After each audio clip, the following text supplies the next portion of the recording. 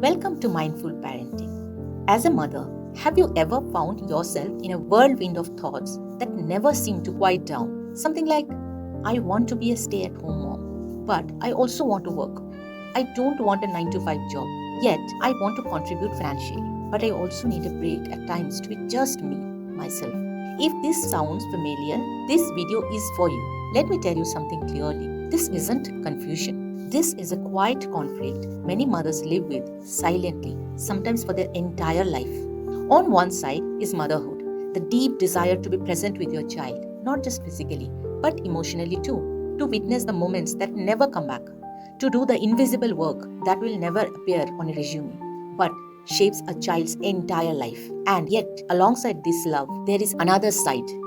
We have all studied so hard, earned ourselves a degree and skills, and somewhere inside us, a voice whispers, I want to work. I don't want to lose myself, my identity. I want to be able to use the part of my mind that thinks, creates, solves, and contributes beyond the walls of the home. Then comes the third voice, which says, but the traditional 9 to 5 job is not possible since a rigid schedule demands constant availability and asks motherhood to adjust around work. The cost is paid quietly, in exhaustion, in guilt, in missed moments, in the feeling of being stretched too thin. In our society, motherhood is often shown as a choice between extremes, either full devotion at home or full ambition outside. But let me tell you a beautiful truth. Real life exists in the gray, somewhere in between. Only requirement to live that life fully requires clarity. Clarity about your choices and your priorities. All of these can coexist, and you will need to write the path to balancing it without regret. If this reflection feels familiar, if you found yourself nodding quietly, know that you are not alone in this. Let me share a 5-step approach for you to navigate this journey across different phases of motherhood. Let me remind you here, if you have not subscribed to my channel yet, here is a gentle reminder to subscribe for weekly videos where I share mindful parenting tips to maintain beautiful bond with your child. Number 1. Redefine work for this phase of life.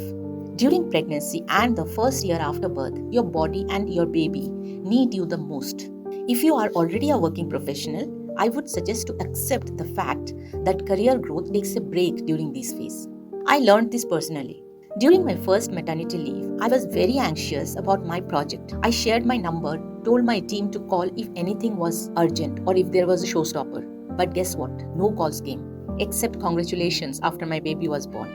This taught me a powerful lesson that life doesn't stop for anyone, and we are far more replaceable at work than we imagine. Lessons learned. So, during my second pregnancy, I was totally focused on my health and thoroughly enjoyed my maternity leave with my babies.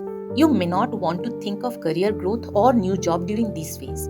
However, if you still want to explore, here is my suggestion. Let the work be flexible. Part-time, freelancing, online teaching, consulting, content creation. During this phase, work should adjust around your motherhood, not compete with it. I would say enjoy these days to the fullest. Number 2. Choose sustainability over speed. The first 5 years are full of firsts. The first tooth, first step, first words. Naturally, you may want to give your time during this phase. While it may not demand constant attention like the initial days, it still requires your presence to help build strong basics. Having a helping hand is valuable, but what truly makes a difference in kids' upbringing is setting clear boundaries around your work and being mindfully present with your child. Many new mothers feel immense pressure to prove their productivity at work, but the early parenting journey is actually about balancing 3 things at once: your child's needs, your work, and your own health as your body continues to recover from postpartum changes. Remember, balance does not mean equal attention every single day. It means long-term harmony. Some days your child will need you more, some days your work will, and some days your health must come first. True success in this phase lies in responding to what needs you the most at that moment. From my experience, this season is not about higher productivity or more income. It is about steady contribution. Earning less is not failure, it is a strategy. Remember, this is a phase that will evolve with time, not a lifetime sentence. Number 3. Build your work around your child's routine. During your child's pre-teen years, you begin to get comparatively more time, especially if you gently guide them to be responsible for their own chores. At this age, use your words to empathize, build connection with the child rather than to lecture or constantly point out faults, because kids will often test your patience at this age. Even with helping hand, your days will remain full. School hours, early morning packings, your own work, homework, and evening playtime. This phase asks you to show up every single day, patient, consistent, calm, energized, and emotionally present. Resist the urge to prove yourself at work. The intention here is not productivity, but staying afloat, happy, and healthy in an unpredictable world. Number 4. Create non-negotiable space for yourself. During the teenage years, children are mostly able to handle their schoolwork and homework independently. That said, this is also very crucial phase as hormonal changes are at their peak and the chances of getting distracted or derailed are higher. During this time, you or your partner need to be emotionally available to guide not just in academics but also in career choices and in helping them see the larger picture of life.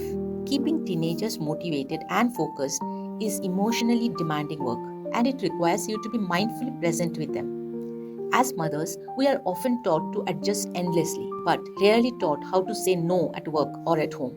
Remember this: someone else's urgency is not your urgency. If you have well defined boundaries around your work, household responsibilities, and personal time, this phase can become deeply fulfilling. Number 5.